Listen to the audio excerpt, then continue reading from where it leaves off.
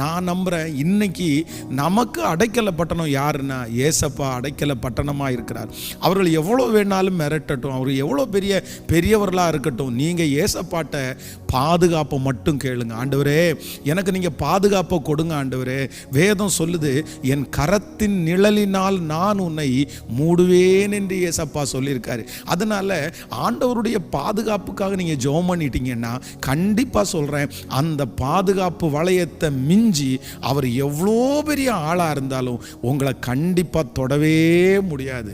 ஆண்டவர் ஒரு பெரிய பாதுகாப்பை தருவார். இந்த சத்தத்தை கேட்குற யாரோ ஒருவர் நீங்கள் ரொம்ப பயந்து போயிருக்கலாம். உங்களுடைய பிள்ளைகளுக்கு ஒரு மிரட்டல் வரலாம், உங்கள் குடும்பத்திற்கு ஒரு மிரட்டல் வரலாம், இல்லை ஏதோ ஒரு காரியத்தை குறித்து இவங்க இப்படி பண்ணிடுவாங்களோ, செய்வனை பண்ணிடுவாங்களோ, என்னென்னமோ நீங்கள் யோசித்து நீங்கள் பயப்பட்டு இருக்கலாம்.